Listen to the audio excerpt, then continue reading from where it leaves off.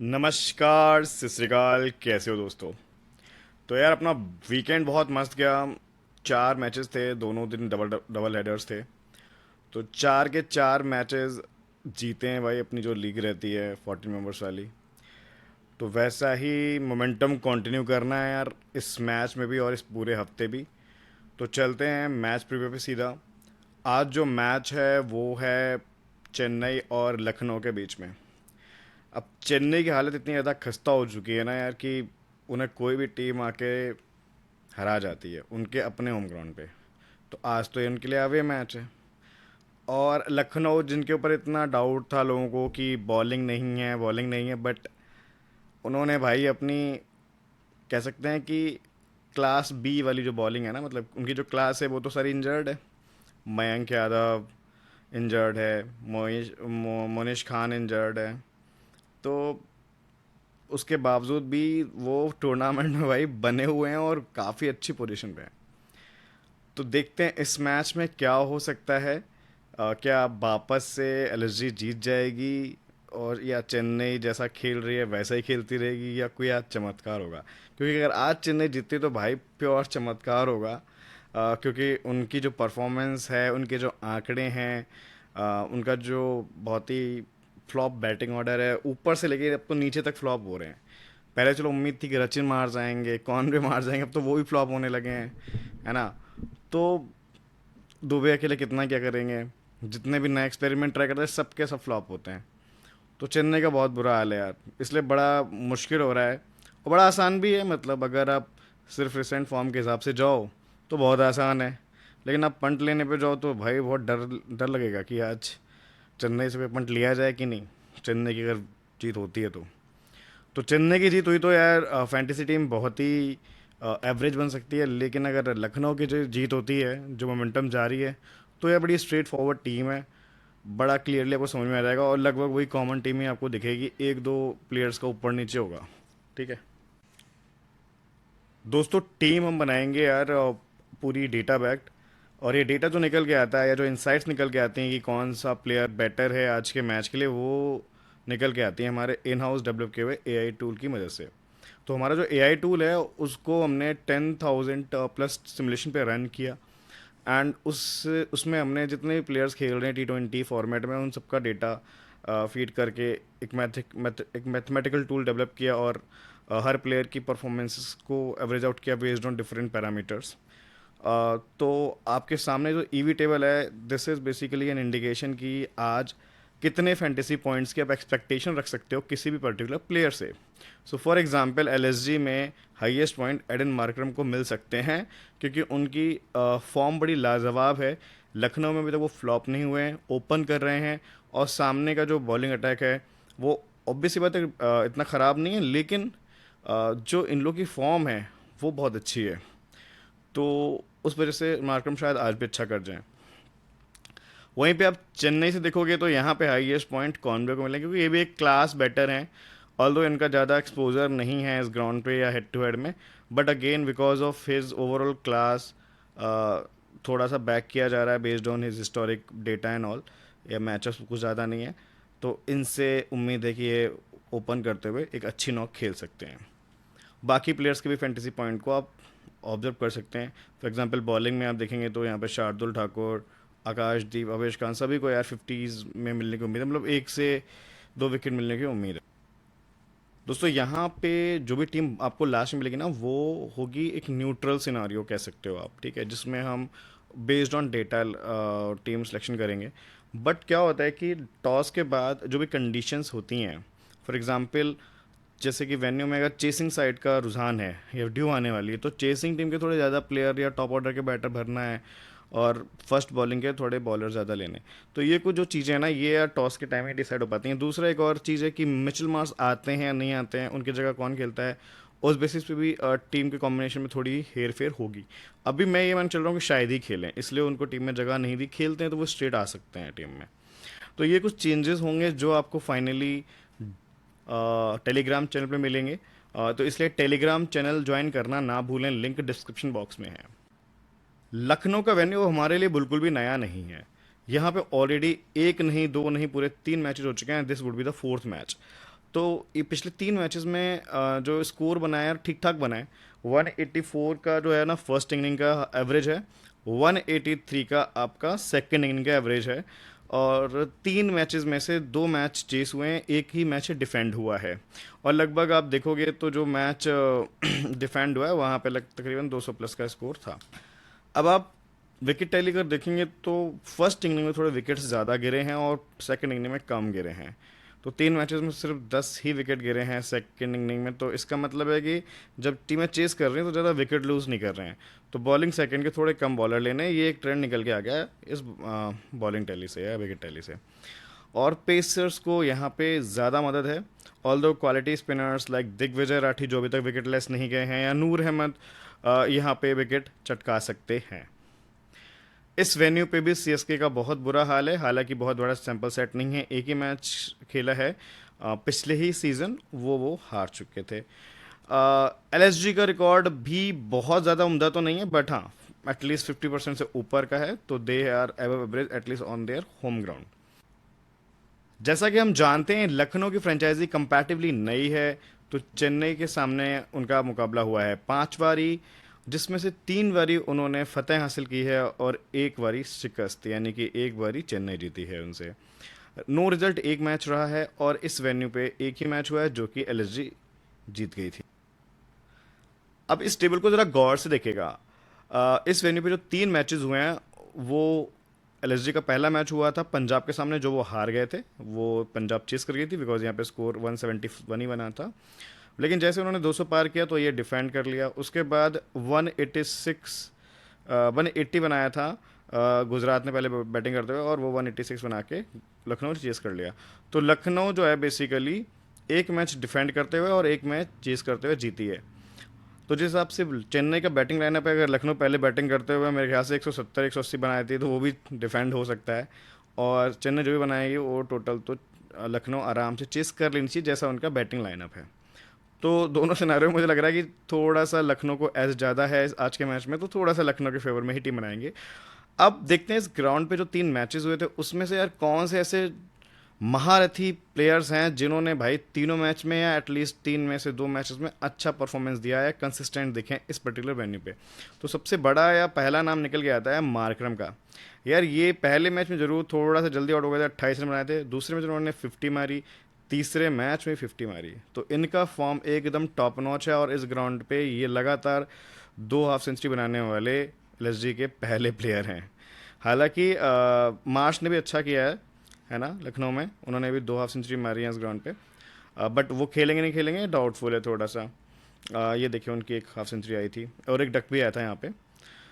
उसके अलावा आयुष भदोनी को भी ना वरदान है इस ग्राउंड पे, ये इस ग्राउंड पे ना फ्लॉप नहीं होते कंसिडरिंग हिज बैटिंग ऑर्डर, जो कि 5वां या 6वां रहता है। यार 30 के आसपास की 2 नॉक्स, एक 41, मतलब अमेजिंग बैटिंग है यार। इसको और थोड़ा प्रमोशन मिलेगा, लाइक 5th तो इसका भाई फिक्स कर दो एटलीस्ट। बैटिंग फर्स्ट में ये बंदा फिर से कुछ 30 के आसपास की नॉक लगा जाएगा तो आई वॉन्ट बी सरप्राइज। तो ये दोनों जो बंदे हैं ना, Markram and Badoni, these 2 players are consistent in all 3 matches from the batting. Nicholas Pooran भी 2 मैच में तो भाई शानदार। अब इनका अभी तक इस ग्राउंड पे अर्धशतक नहीं था, लास्ट मैच में इन्होंने वो कमी पूरी कर दी 61 की, क्या जबरदस्त पारी खेली थी और अपना पहला अर्धशतक ऑन दिस पर्टिकुलर ग्राउंड लगाया था। एक मैच में फ्लॉप हुए थे जिसमें 12 रन मारे थे मुंबई के आगे, उसमें लेकिन मिचेल मार्श की हाफ सेंचुरी आ गई थी। दिग्वेश सिंह राठी, भाई ये बंदा एकदम यंग सेंसेशन बना हुआ है, इंस्टाग्राम पे इसकी रील्स बहुत वायरल हो रखी हैं। अब तक विकेट लेस नहीं गया, 2 विकेट पहले मैच में, 1 विकेट दूसरे मैच में और 1 विकेट ही तीसरे मैच में लिया था।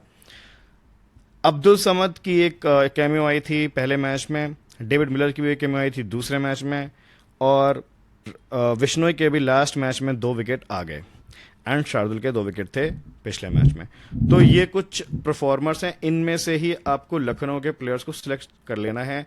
इन तीनों को तो आपको भूल के भी नहीं छोड़ना है, बाकी आपके पास प्लेयर्स में चॉइस है कि किसको लेना है किसको ड्रॉप करना है। प्रोबेबल लाइनअप में बस एक यही डाउट है, मिचेल मार्श और हिम्मत सिंह। ठीक है, हिम्मत सिंह अगर खेलेंगे तो शायद ओपन फिर से ऋषभ पंत कर सकते हैं, क्योंकि हिम्मत सिंह को लास्ट मैच में भी ओपन नहीं कराया गया था, तो बस एक यही चेंज हो सकता है, रेस्ट बैटिंग लाइनअप सेम रहना चाहिए। इसमें कोई मुझे चेंज की उम्मीद नहीं है। चेन्नई चेन्नई के पास भाई जितने उनके तर्कश में तीर थे उन्होंने सारे चला लिए। लास्ट मैच में तो एज अ सब्स्टिट्यूट हुड्डा को भेज दिया, ठीक है। अब राहुल त्रिपाठी को भी मौका मिल गया ऋतुराज के अब्सेंस में। तो यार अब उनके पास ना समझ नहीं आ रहा उनको करना क्या है। सैम करन को भाई दोबारा ले आओ, और क्या कर सकते हो, हालांकि वो भी शुरुआत के 2-3 मैच में फ्लॉप हुए थे, ठीक है। इसके अलावा इनके पास क्या ऑप्शन बचा है, मेरे को तो अब यही समझ में नहीं आ रहा। तो अब ये जो भी बैटिंग लाइनअप आएंगे हम देख लेंगे, फिलहाल तो जो लास्ट मैच का बैटिंग लाइनअप था वो ये था। अब इन्होंने हाँ एक चेंज और कर दिया था, अंशुल कंबोज को ले आए थे मुकेश चौधरी की जगह। तो मतलब मैं वही कह रहा हूँ, इनके तरकश में जितने तीर थे ना सब इन्होंने चला लिया ऑलरेडी, अब शायद ही कुछ बचा चलाने के लिए। पथिराना लास्ट मैच में एज अ सब्स्टिट्यूट नहीं आ पाए थे, मैच सिचुएशन की वजह से हुड्डा को लाना पड़ा था। वैसे बॉलिंग फर्स्ट में तो पथिराना आपको प्लेइंग 11 में दिख जाएंगे, और बॉलिंग सेकंड में हो सकता है एज अ सब्स्टिट्यूट आए। बाकी थला का बैटिंग ऑर्डर यहाँ पे 7th ज़रूर लिखा है, थला फॉर अ रीज़न इसलिए, लेकिन ये हो सकता है 11th नंबर पे भी आ जाए तो कोई बड़ी बात नहीं है बैटिंग करने। अब हम लोग की जो एनालिसिस का जो बेस है ना वो यहाँ से शुरू होता है यार। हम बेसिकली 4 पर्टिकुलर पैरामीटर पे ना अपना सारे प्लेयर्स को एनालाइज करते हैं और उनकी प्रायोरिटी ऑर्डर सेट करके एक टेबल बनाते हैं टॉप 11 की। तो पहली उसमें टेबल जो है वो current form in this IPL, दूसरी टेबल होगी हेड टू हेड रिकॉर्ड्स, तीसरी टेबल होगी वेन्यू रिकॉर्ड, एंड चौथी टेबल होगी सेंटीमेंट्स 11, बेसिकली सिलेक्शन परसेंटेज के हिसाब से एक प्रायोरिटी ऑर्डर। तो इन चारों टेबल में जो हमें कुछ कॉमन प्लेयर मिलेंगे वो हमें पक्का लेने हैं। उसके अलावा कुछ प्लेयर्स सेंटीमेंट्स के हिसाब से लेने हैं, और कुछ player head to head and venue के हिसाब से लेने हैं। तो हमारा एक काफ़ी ज़्यादा डाइवर्सिफाइड पैरामीटर के साथ एक बेटर टीम बन सकता है। और इस पैरामीटर के इस प्रोसेस या फार्मूले के तहत हमने अभी तक तो भाई ठीक ठाक अपना आईपीएल चलाया है, ठीक है। पैसा निकाला ही है अकाउंट से, डाला नहीं है। तो अब बात करते हैं जो पहली टेबल है करंट आईपीएल फॉर्म। इसमें भाई सबसे ऊपर जो है ना वो है निकोलस पूरन। क्यों ना हो, एक 12 के अलावा this is the lowest score at this venue, जो पहली बार बैटिंग करी थी। उसके अलावा ये इस बंदे ने हाफ सेंचुरी से नीचे बात ही नहीं करी है यार, बहुत मारता है। और जब और इसकी जो मान लीजिए कोई 30 या 40 भी होगी ना, उसमें भी इतने चौके छक्के होंगे ना कि आपको आराम से 90+ पॉइंट्स देखने को मिल जाएंगे। उसके बाद मिचेल मार्श जो कि अब शायद खेलें, डाउटफुल हैं, वो अपने पर्सनल रीजन की वजह से अपने घर गए हुए हैं। अगर ये वापस आ चुके हैं अब तक तो इनका भी फॉर्म लाजवाब है। एक फेलियर है केवल, उसके अलावा 4 हाफ सेंचुरी, भाई ये अलग ही लेवल। मतलब इसकी कंसिस्टेंसी तो मैं बोलूँ तो सबसे अच्छी है इन तीनों प्लेयर में। तीसरे मार्करम भी पीछे नहीं है यार, इनकी अब 2 हाफ सेंचुरी आ चुकी हैं, एक ऑलमोस्ट हाफ सेंचुरी थी शुरुआत की, बस केवल 2 फेलियर्स के बाद। उसके बाद इन्होंने जब रिदम पकड़ा है तो भाई अब इन्होंने रिदम छोड़ना ही नहीं है, ये एकदम मोमेंटम के साथ खेल रहे हैं और फील्डिंग में भी एक्टिव रहते हैं, 5 कैच ले चुके हैं।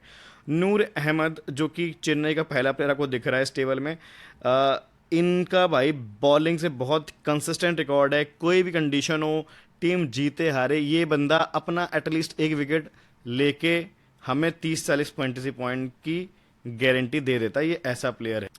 शार्दुल ठाकुर यार ये भी काफ़ी अच्छी फॉर्म में है, एक मैच में विकेट लेस गए हैं, 5 मैचेस में काफ़ी शानदार विकेट निकाले हैं यार। 2 wicket, 4 wicket, 1 wicket, 2 wicket, 2 wicket, मतलब बंदा निकाल रहा है तो 2 विकेट से कम निकाल ही नहीं रहा है। फिर खलील अहमद, इनका भी अब तक का टूर्नामेंट बहुत अच्छा गया था, बस लास्ट मैच में विकेट लेस चले गए।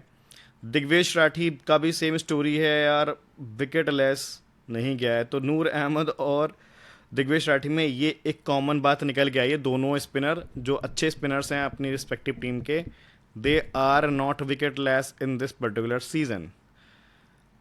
रचिन रविंद्र भाई पहली 2 अच्छी इनिंग के बाद फिर फेल, फिर फेल, फिर चेक 36 का एक उम्मीद दी, उसके बाद फिर फेल। इनका समझ नहीं आ रहा कि भाई इनको छोड़ते हुए नहीं बनता और इनको लेते हुए भी नहीं बन रहा, अभी तो दिमाग में बड़ा डाउट है इनको लेके। धोनी को देख के सरप्राइज मत होना, ऑल्दो काफ़ी लोग क्रिटिसाइज करते हैं, लेकिन ये बंदा फैंटेसी वैल्यू दे रहा है इस सीज़न, क्योंकि एक तो बैटिंग आ जा रही है, इनकी पूरी टीम ख़त्म हो जा रही है यार, मिडिल ऑर्डर है नहीं कुछ इनके पास, टॉप ऑर्डर भी फ्लॉप हो जा रहा है, ऋतुराज के ना होने से इनकी पूरी बैकबोन ही ख़त्म हो गई सीएसके की। तो भाई अब इनकी जब बैटिंग आई तो इन्होंने एक बार 30 मारी, एक बार 16 मारे, फिर 30 मारी, फिर 27, लास्ट मैच में ज़रूर ये फ्लॉप हुए जब इन्होंने अपने आप को बहुत डिमोट कर दिया, सबको भेज दिया, और अश्विन, जडेजा, हुड्डा सबको भाई कहला भाई सबकी बैटिंग आने तो उसके बाद मैं आखिरी में जाऊंगा। तो आखिरी में जाके भाई उन्होंने कुछ नहीं किया, 1 रन बना के फिर आउट हो गए। शिवम दुबे, ये बंदा इकलौती होप है चेन्नई की इस बकवास बैटिंग लाइनअप की, जो भाई हमें उम्मीद दे सकता है कि इस मैच में कोई 30+ मारेगा तो वो दुबे मार सकता है, और कोई मारे या ना मारे। ठीक है। जडेजा, इनके साथ इतनी नाइंसाफी हुई है ना भाई इस सीजन। एक तो भाई इनके जो पहले 4 ओवर फिक्स होते थे ना, वो अब कट घट के 2 ओवर हो गए।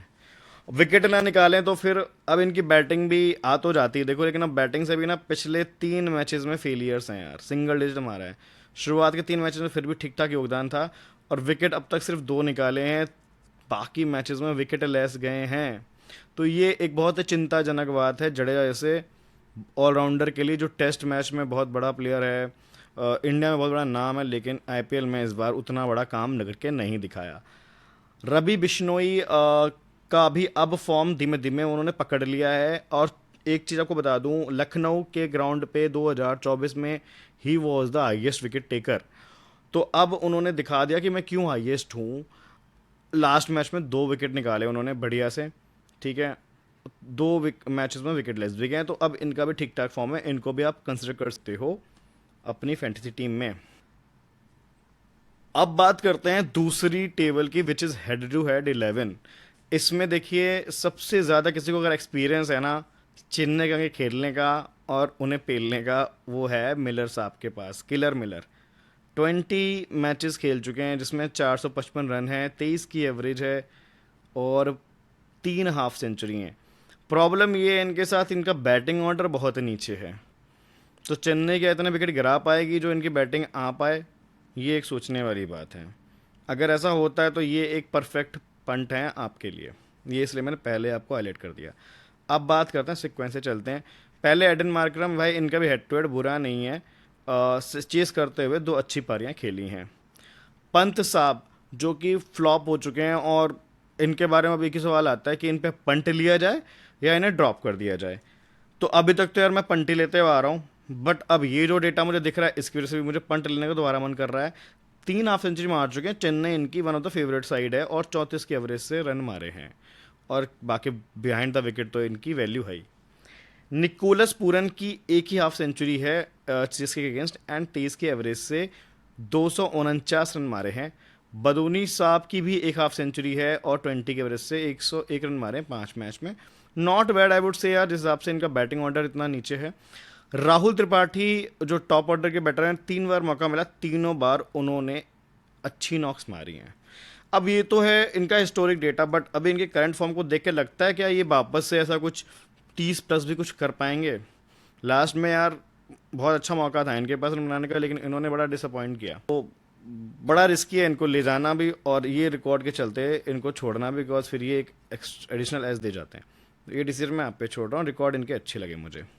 शिवम दुबे 5 मैचेस में भाई बैटिंग फर्स्ट करते हुए 3 अच्छी इनिंग खेली हैं, 1 फेलियर, और ये जो 3 रन की जो फेलियर है ये आई थी लखनऊ में। तो ये एक ध्यान देने वाली बात है कि दुबे को ले तो सब जा रहे, लेकिन वेन्यू पे जब हेड टू हेड हुआ ना तो वहाँ पे फ्लॉप हो गए थे ये चेस करते हुए। रविंद्र जडेजा की एक हाफ सेंचुरी है, और बाकी 17-16 ठीक ठाक है, मतलब एक ये फेलियर है। एक विकेट भी निकाला, विकेट कम निकाले इन्होंने यार, कोई बात नहीं। खलील अहमद भाई इंप्रेसिव रिकॉर्ड, 3 मैचेस में मौका मिला 5 विकेट। पथी राना के भी 3 मैचेस में 5 विकेट हैं। रविचंद्रन अश्विन, इनके 5 में 5 विकेट हैं, प्लस इनकी बैटिंग आ गई है, तो इन्होंने हाईएस्ट 28 भी जड़ा है इस टीम के अगेंस्ट। और देखो रवि की बैटिंग तो आ ही रही है, क्योंकि धोनी अपने से ऊपर प्रमोट कर दे रहे हैं, तो फिर बैटिंग तो आ ही जाएगी। वेन्यू 11, अब इस ग्राउंड पे भाई किसने झंडे गाड़े हैं वो देखते हैं। सबसे ज़्यादा जो झंडे गाड़े हैं ना इस ग्राउंड पे, वो मेरे हिसाब से अभी जो इस सीज़न में जो गाड़ रहा है वो तो भाई एडन मार्करम है। बैक टू बैक बढ़िया सी इनिंग है, 2 तो हाफ सेंचुरी ठोक दी है, 1 28। तो ये जो 3 स्कोर है ना इनके जीरो के अलावा, ये भाई इसने इसी सीज़न बनाए हैं लास्ट 3 मैचेस में। तो इससे ज़्यादा अभी फॉर्म में और इस ब्रांड पे तो कोई ढंग का अच्छा नहीं कर रहा। ऋषभ पंत ने अब वो चेस करते हुए थोड़ा अच्छा खेला। ये जो भी इनिंग आई थी 41 की आई थी, जब ये दिल्ली से खेलते थे, लखनऊ के खिलाफ ये इनिंग खेली थी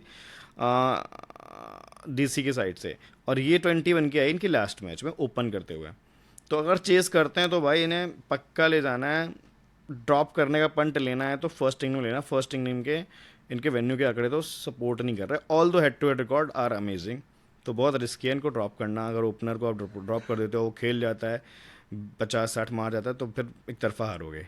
निकोलस पूरन, अब इनकी यहाँ पे हाफ सेंचुरी में अब तक यहाँ पे शून्य था, अब ये एक आ चुका है जो लास्ट मैच में उन्होंने 61 मारा।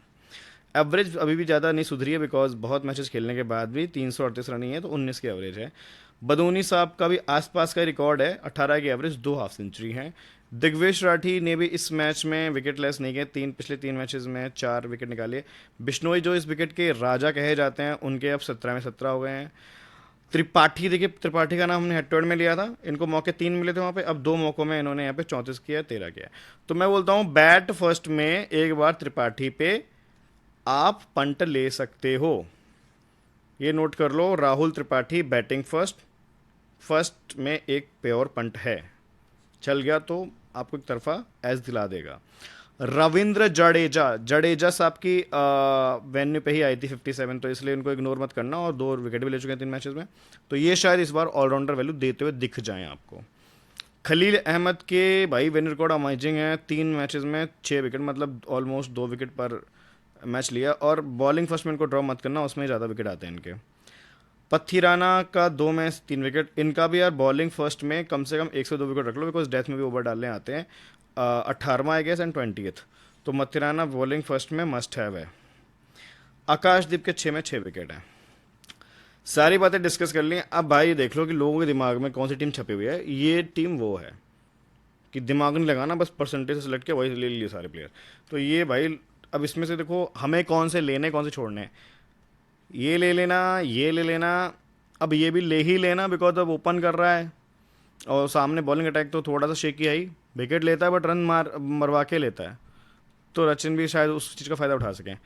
नूर अहमद, अब इन पे अभी मैं सर्कल डाउन इसलिए कर रहा हूँ बिकॉज इनका जो सैम्पल सेट है हेड टू हेड वेन्यू का, वो बहुत छोटा है, तो सेफ में ले जाना, बट रिस्क टेकर इनको छोड़ के किसी पेसर को ले जा सकते हैं, बिकॉज पेसर्स को ज़्यादा विकेट मिले हैं इन 3 मैचेस में, हमने देखा।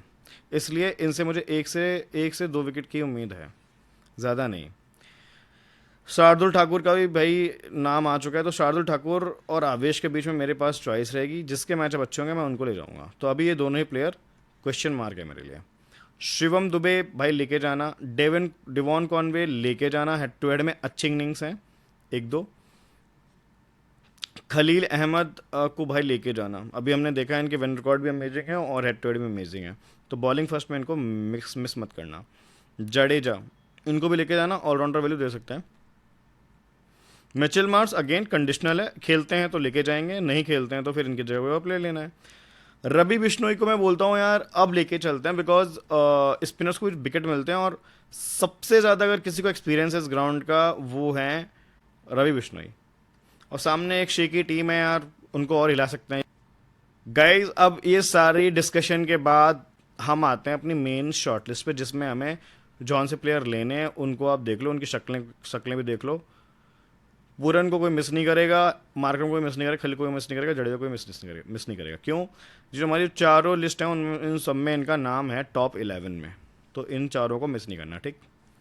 बिश्नोई का भी यार देखिए वेन रिकॉर्ड बहुत अच्छा है, head to head is decent enough.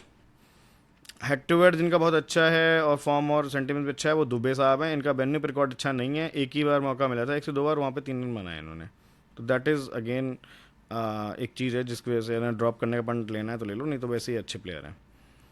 Digvesh Rathi का भाई वेन्यू रिकॉर्ड बहुत अच्छा है, फॉर्म भी लाजवाब है, हेड टू हेड भी खेले नहीं है, और अभी इनका सेंटीमेंट्स में भी टॉप 11 में नाम नहीं आया, इतने विकेट निकाल चुके हैं लगातार तब भी।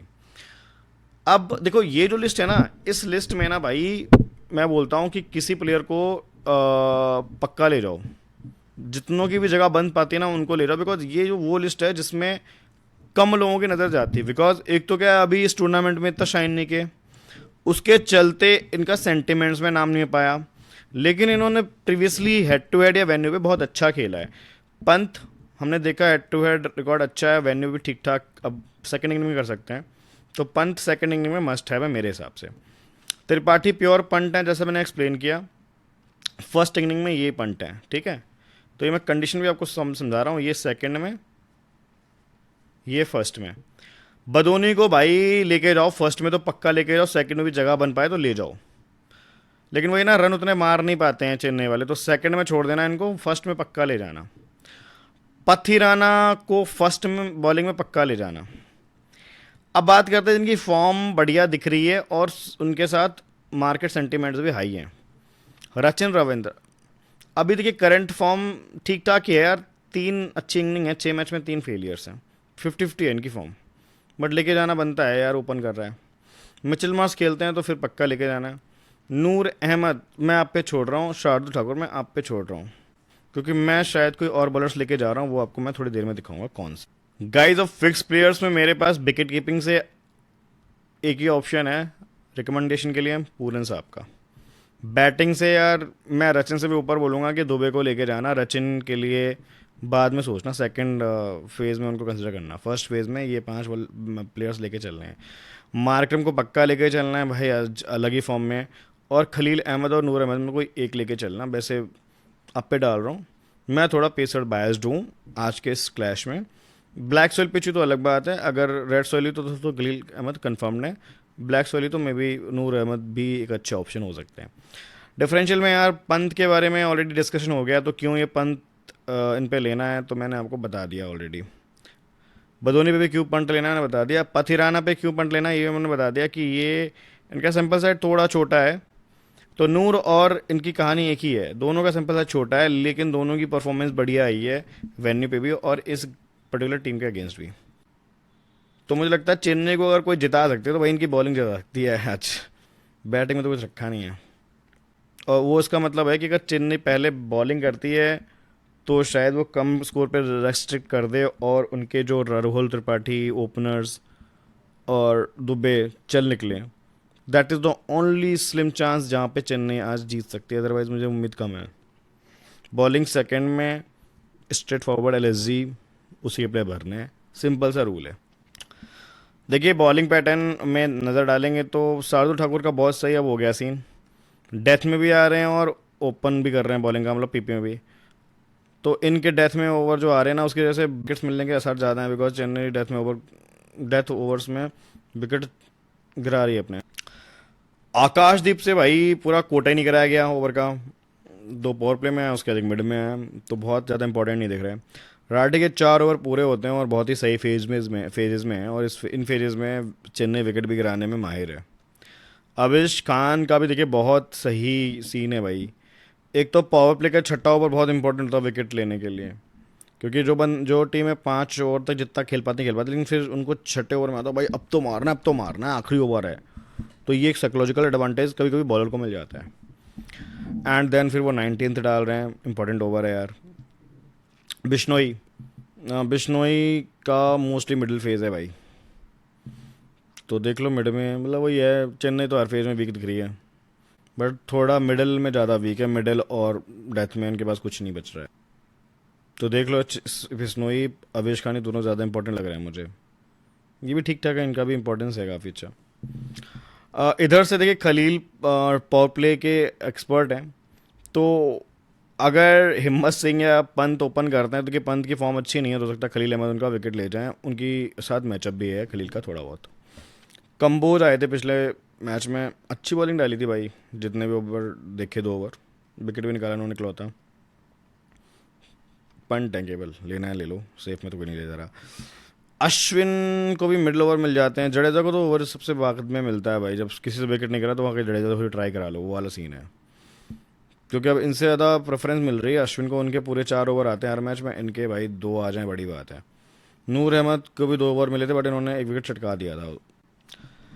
अब सबसे ज़रूरी चीज़ डिस्कस करते हैं मैचअप्स के बारे में। तो देखिए सबसे ओपन जो कर रहा है ना वो कर रहे हैं मार्करम को देखिए खतरा मुझे लग रहा है किसी से भी नहीं है सिवाय पथिराना को छोड़ के। पथिराना ने ज़्यादा रन भी नहीं दिया और विकेट भी निकाला, and same goes with Khaleel Ahmed. तो इन दोनों को पावर प्ले में खेल गया तो फिर मार्करम लंबा खेलेंगे, नहीं तो फिर सस्ते में जा सकते हैं। दूसरे आते हैं इनके साथ, मान लीजिए पंत आते हैं, पंत को देखिए सबसे ज़्यादा खतरा है अगेन खलील अहमद से और पथिराना से।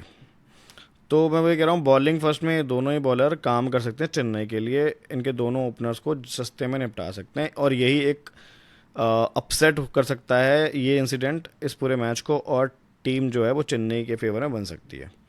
मिचेल मार्श अगर ओपन करने आते तो उनको तो खतरा किसी से भी नहीं है, बट पथिराना से है केवल, और जडेजा से थोड़ा बहुत। शिवम दुबे बॉलिंग नहीं डाल रहे। अब जो सबसे ज़्यादा जिनकी भी हाइप चल रही है वो है पूरन। अब इनकी हाइप मिटाने के लिए ना बहुत सारे लोग हैं मैचअप में इनके खिलाफ बॉलिंग डाल के विकेट लेने के लिए। अश्विन 3 बार इनको आउट कर चुके हैं, 8 में से 40 रन देके। सैम करन शायद ही खेले। खलील अहमद का भी देखिए साथ में 2 बार विकेट है, बट रन बहुत पड़वाए हैं। जडेजा ने 6 में 1 बार आउट किया है। नूर अहमद ने 6 में 2 बार आउट किया, ज़्यादा रन भी नहीं दिए, इनका अच्छी एवरेज है। पथिराना अगेन 5 में 3 बार आउट किया, तो Pathirana is very important in bowling first current considering matchups का सिनारियो। और यही 3 बॉलर की जो तिकड़ी है ना, पथिराना, नूर एंड खलील, यही एक तिकड़ी है, ये वो काम कर सकती है जो पहले मैच में इन्होंने मुंबई के खिलाफ किया था, और वो पहला ही इकलौता मैच जीत पाई थी Chennai because of their bowling attack. David Miller जिनका अच्छा एट रिकॉर्ड है, उनको देखिए परेशानी किसी से नहीं है नूर अहमद के अलावा, तो नूर अहमद को ये नहीं खेल पाते हैं, ऐसे 20 में भी नहीं खेल पाए थे ज़्यादा अच्छा। बदोनी साहब को खतरा किसी से दिख ही नहीं रहा भाई। सैम करन के आगे विकेट दिया, वो बॉलिंग नहीं डाल रहे, बाकी किसी ने शायद तो फेस नहीं किया, फिर विकेट नहीं दिया। चेन्नई में देखिए ओपन करते हैं कॉनवे एंड रचिन रविंद्र, जिनका कोई मैचअप नहीं है, ठीक है, बढ़िया होता है, तो इसलिए रचिन थोड़ा सेफ लग रहे हैं। कॉनवे को देखिए ज़्यादा खतरा नहीं है यार, शार्दुल को ठीक ठाक खेल जाए बस। नए खतरे इनको देख सकते हैं आज के मैच में।